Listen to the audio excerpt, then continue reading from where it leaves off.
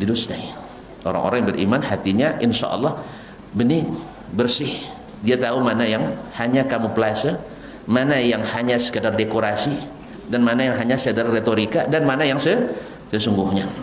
Kaum muslimin dan muslimat, Kak Imam Abu Hasan Basri, dia laksanakan dulu sehingga dia merasakan indahnya melakukan amalan memerdekakan hamba saya tersebut, sehingga dia bisa menyampaikan dengan yang penuh rasa dan orang pun merasa.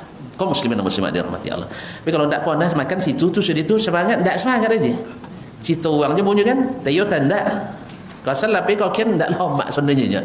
Lawe besoknya kan. Jadi kalau gitu, tapi kalau sudah merasa, saya sudah berulang kali di situ. Sama dengan cerita orang yang umrah kan, pe umrahnya nyelama umrahnya. Lundang tapi entalanya ya.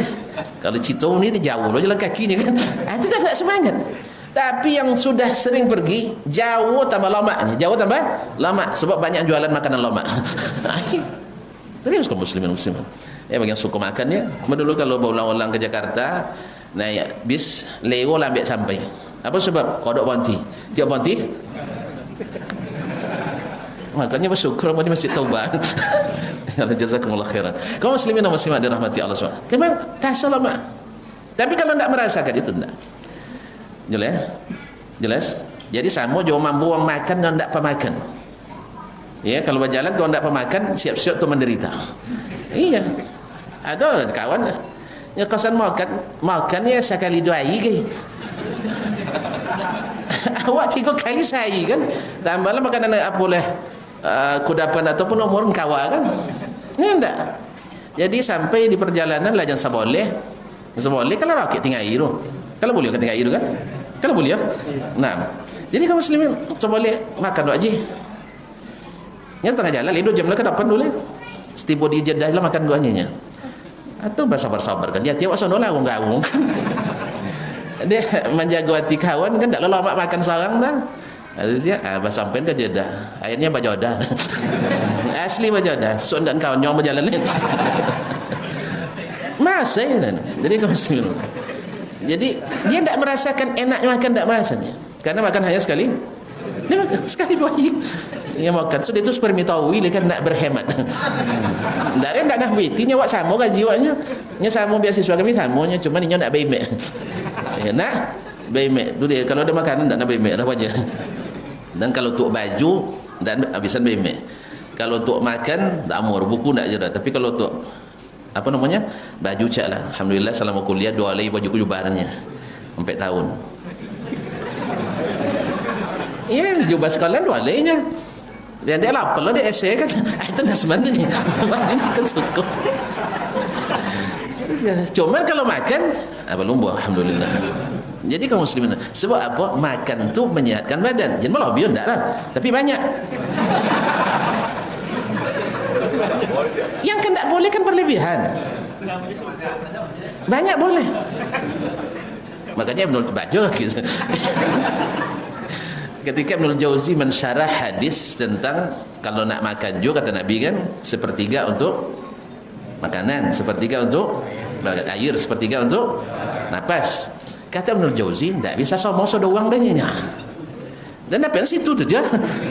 Lebih-lebih sama uang kan lah dapat alasan. Jadi maksudnya sesuai dengan kapasitas masing-masing. Tak bisa dah. Haji 2/3 haji dan 1/10 tak boleh kan. Tak boleh. Makanya kata beliau andainya makan sedikit itu menyebabkan seseorang tak bertenaga untuk melaksanakan tugasnya mencari nafkah atau dalam beribadah, maka baginya harus makan banyak. Yang tak boleh itu oleh Nabi jangan berlebihan. Walatus rifu. Yang tak boleh mubazir. Jalirnya Nya sudah nampak ustaz banyak makan saja ni. Kamu kalau cici alasan banyak alasan dunia. Imam Syafi'i kan banyaknya makan kan. Ketika nawu kan, ketika tidur ya litlah balita lah, ada masalah. Contoh tadi tu rumah jam 3 makan siang. Baiklah kaum muslimin dan muslimat dirahmati Allah. Jadi siapa yang tidak menikmati, dia tidak bersemangat. Oleh sebab itu orang beriman, maka kata Nabi sallallahu alaihi wasallam, orang yang tidak mencegah kemungkaran kecuali dengan hati, itu adalah orang yang paling lemah imannya. Kalau dengan hati juga tidak ada iman lagi itu. Coba bayangkan. Bisa? Haji jenis mana?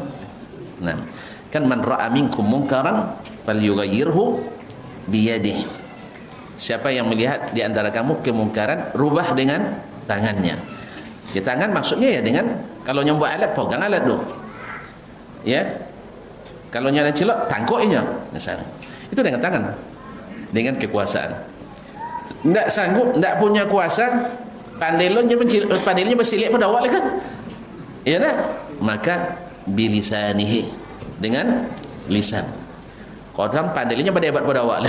Ya, dengan lisan tidak bisa juga. Ya, akhirnya fabi qalbihi, dengan hatinya. Nah, bila dengan hati juga tidak, berarti tidak ada iman lagi. Maka orang beriman pasti tidak menyenangi kemungkaran. Nah, bila ada yang masih suka kemungkaran, berarti tidak ada imannya lagi. Apalagi kalau kemungkaran itu semungkar-mungkarnya kemungkaran.